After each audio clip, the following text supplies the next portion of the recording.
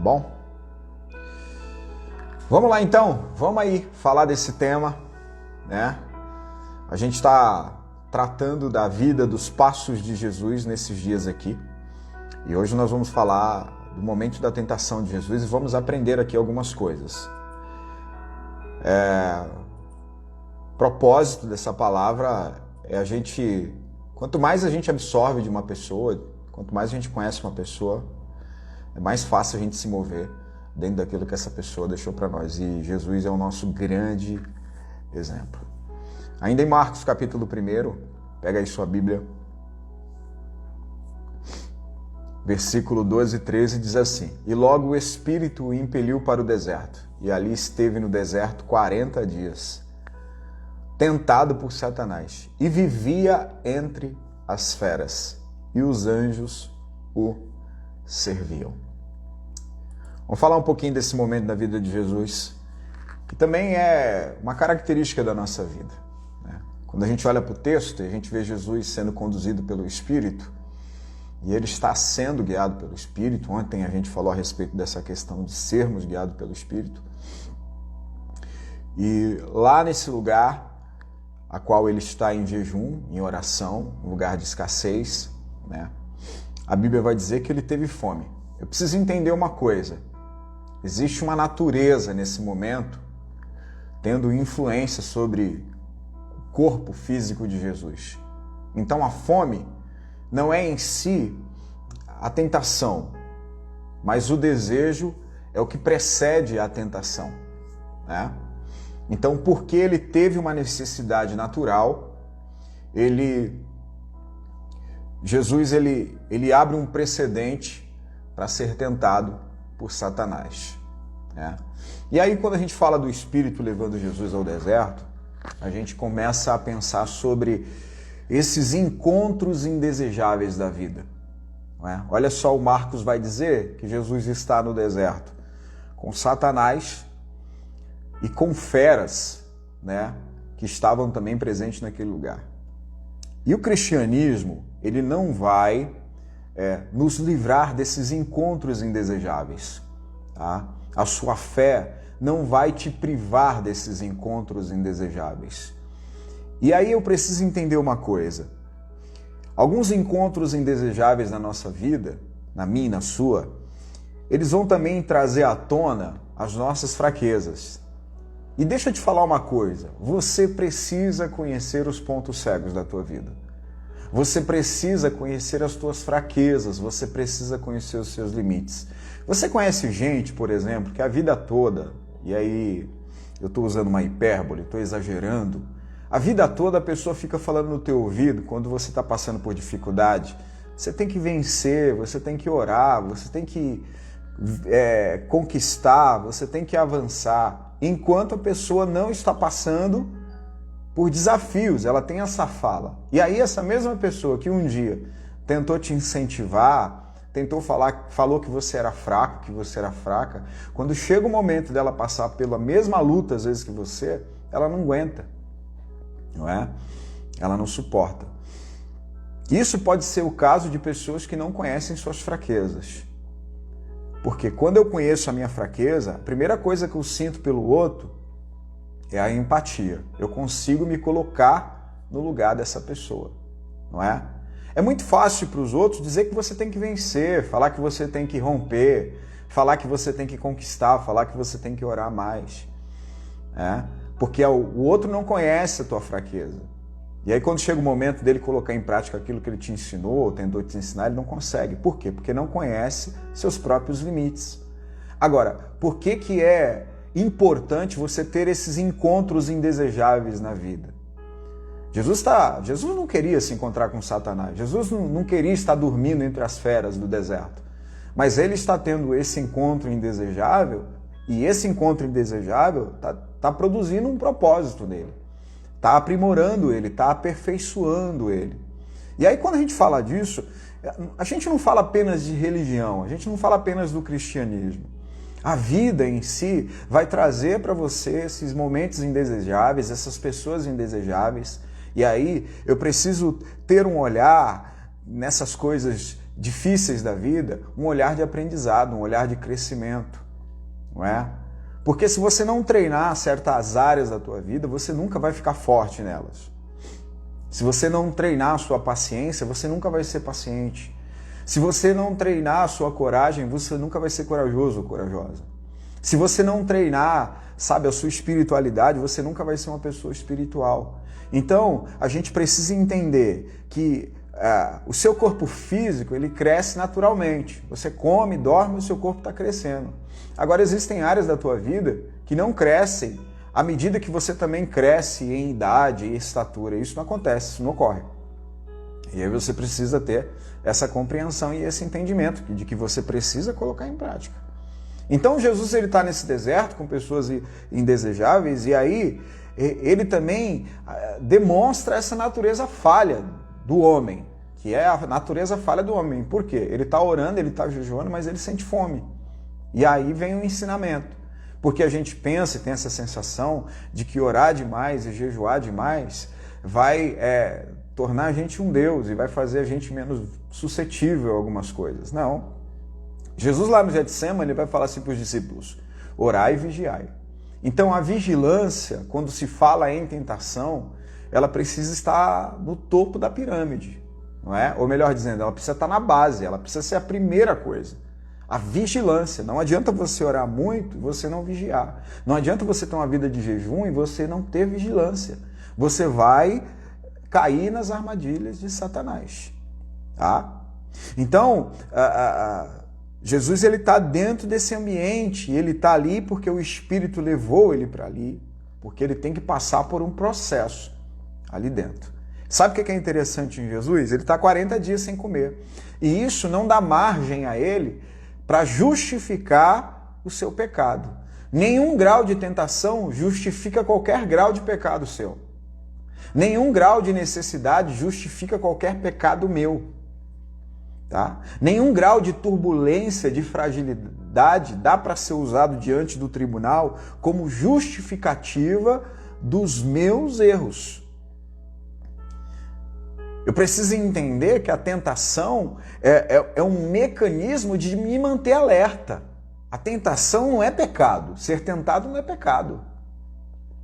Pecado é você se submeter à tentação. Quando a tentação vem, ela está mantendo a minha vida espiritual em alerta. Eu preciso estar alerta. Eu preciso escolher melhor as minhas companhias. Eu preciso escolher melhor os lugares que eu estou frequentando. Eu preciso escolher melhor o que eu ando falando. Porque tudo isso vai te nutrir e vai produzir pensamentos, sentimentos, porque as pessoas que você convive, os lugares que você frequenta, as palavras que você fala, as coisas que você observa, são essas coisas que são o portal para desencadear tentações e desejos dentro de você. Então, quando a tentação vem, é o momento em que você se coloca em estado de alerta. E aí tem um outro aspecto da tentação.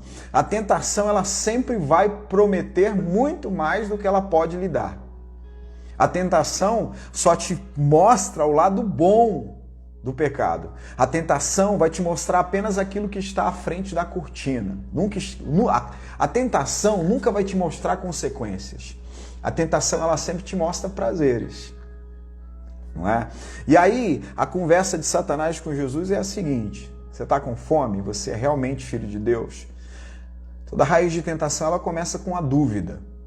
Assim como Satanás plantou a dúvida lá no Éden, ele também agora vem plantar dúvida no coração de Jesus. Então, quando a gente está com muita dúvida, não é? A gente tem que deixar de ouvir o nosso coração. E aí a gente tem que buscar conselhos de pessoas que já romperam, já venceram, já atravessaram os desertos que a gente atravessou. Você busca conselhos e aí você fortalece a tua estrutura. Quando a gente está em dúvida, a gente não toma decisões. Quando a gente está em dúvidas, a gente não se isola. Quando a gente está em dúvida, a gente não sai falando o que pensa. Quando a gente está em dúvida, a gente fica em silêncio, a gente para ouvir Deus. Quando você entra nesse ambiente de dúvida, por quê? O Satanás, ele vai sempre tentar te levar para esse ambiente de dúvida. Antes dele te levar para a tentação, ele vai te levar para o ambiente de dúvida. E aí, qual é o problema agora? Satanás fala para ele assim, ó, se você está com fome, transforma essa pedra em pães. Aí eu pergunto para você, que problema, qual é o problema em comer quando você tem fome? Qual é o problema em comer quando você tem fome? Não é algo super natural, super normal? Eu acho que um dos maiores problemas aqui nesse momento é de onde veio essa influência, tá? De onde nasceu essa influência? De onde nasceu essa ideia? De onde nasceu esse benefício, vamos dizer assim? E aí a gente tem que tomar cuidado com isso, porque às vezes nem sempre o que Satanás está te oferecendo não significa que não é lícito. Satanás te oferece coisas lícitas também, principalmente quando ele quer começar a estabelecer governo. Satanás nunca vai chegar de forma escancarada e te aprisionar e te amarrar, não. Satanás, ele começa dessa maneira bem sutil. Ele vai começar com coisas lícitas. Qual o problema? Não existia nada na lei dos hebreus, dos judeus, que proibisse, olha, aquele que transformar pedras em pães será condenado, está em pecado. Não. Então você percebe que Satanás, ele vem dentro de coisas lícitas para quê? Para estabelecer governo. Primeiro ele quer estabelecer governo e depois ele vai te cobrar preços. É bem verdade isso, que ele faz a primeira investida, ele faz a segunda investida e somente na terceira investida que ele faz em Jesus, é que ele vai requerer de Jesus alguma coisa. Porque na primeira investida ele não requer nada de Jesus e nem na segunda, apenas na terceira. Então qual é o problema às vezes? O problema às vezes é de onde está vindo essa procedência. Existe outra coisa também nesse ambiente de tentação, porque quando a gente fala de tentação, a primeira coisa que vem à cabeça das pessoas é a imoralidade sexual. Tá? E você percebe que Jesus está sendo tentado, e em momento algum ele foi tentado nesse aspecto. Por quê? Às vezes você é tentado a negligenciar a sua família. Às vezes você é tentado a negligenciar os seus filhos, a sua casa. Às vezes você é negligenciada a pecar contra o próprio templo do Espírito. Às vezes você é tentado a negligenciar o templo do Espírito. E aí você tem que ter essa percepção, porque às vezes você está se tornando idólatra, essa é a palavra, de coisas lícitas, não é?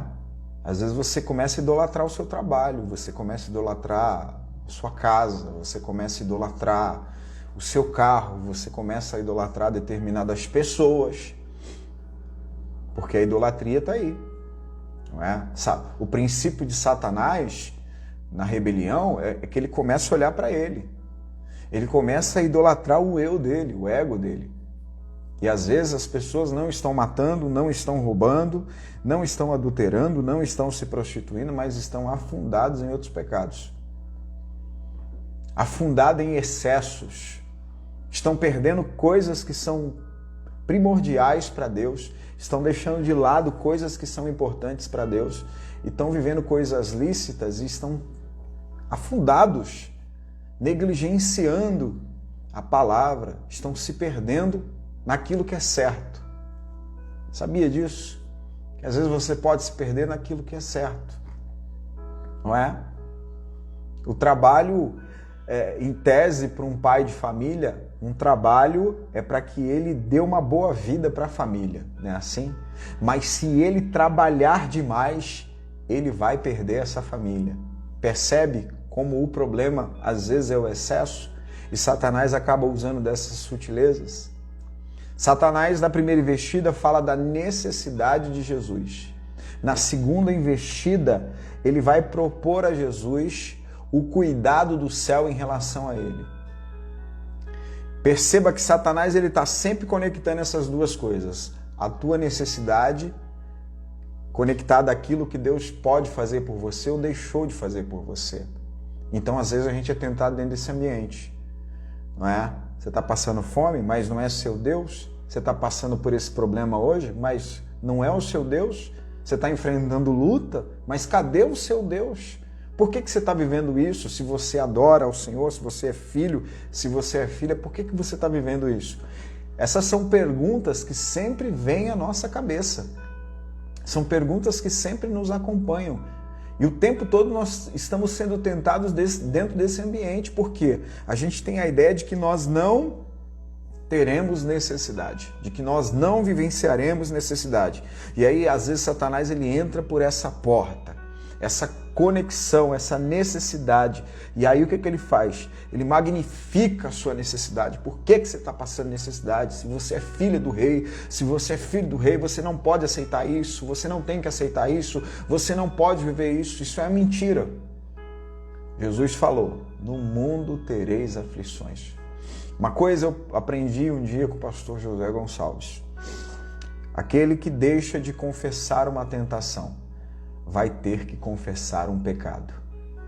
Então, toda vez que nós somos tentados, nós temos que abrir as janelas da nossa vida e confessar a tentação para que nós não venhamos confessar um pecado. Amém? Que Deus te fortaleça nesses encontros indesejáveis que você está tendo na sua caminhada. Que Deus te fortaleça dentro dessa nossa natureza falha que nós fomos construídos. Não importa o deserto que você está enfrentando. Deus te chamou. E se Ele chamou você, é porque, primeiramente, Ele te adotou como filho e como filha. Não chamou você para te deixar sozinho, sozinha num canto para resolver as coisas por si só. Ele é o nosso refúgio e Ele é a nossa fortaleza. Vamos orar? Pai, muito obrigado por esse dia. Obrigado por essa palavra. Obrigado, Senhor, por esses filhos e filhas que aqui estão. Obrigado pelo Teu amor, pela Tua bondade, pela Tua misericórdia. Senhor, em nome de Jesus, que nesse dia Tu possa olhar para a nossa vida, que Tu possa olhar para cada um de nós. E quantas vezes, Senhor, nós somos tentados, ó Deus, a tirar das Tuas mãos aquilo que é Teu, o controle. Quantas vezes nós somos tentados, ó Deus, a subornar a Ti, ó Deus, com as nossas falsas adorações e ofertas, Senhor. Quantas vezes nós somos tentados, ó Deus, a usurpar o Teu lugar, ó Deus, que é o dono de todas as coisas. Nos ensina a andar como Jesus, que mesmo em tempo de necessidade, tempos de isolamentos, Ele se manteve firme na posição que Tu tinha estabelecido Ele. E essa posição era a posição do Filho do Eterno. Em nome de Jesus, eu quero abençoar todas as famílias, todas as pessoas que nos ouvem nesse momento, para a glória do Teu nome. Amém. Amém? Essa palavra falou com você, compartilha ela aí. Deus abençoe sua vida, Deus abençoe sua casa, sua família. Um bom final de semana para você. E nós voltamos na terça-feira, tá? Terça-feira nós estamos juntos novamente. Para você que vai estar no nosso ajuntamento agora domingo, aqui no Jardim São Paulo, na Sarutaia, te espero lá. Tenho uma palavra, eu tenho uma palavra para o teu coração do céu, em nome de Jesus. Você que quer cultuar com a gente no domingo de manhã, ainda tem alguns lugares ainda e você está convidado, tá bom? Deus abençoe sua vida, sua casa, sua família e até terça-feira.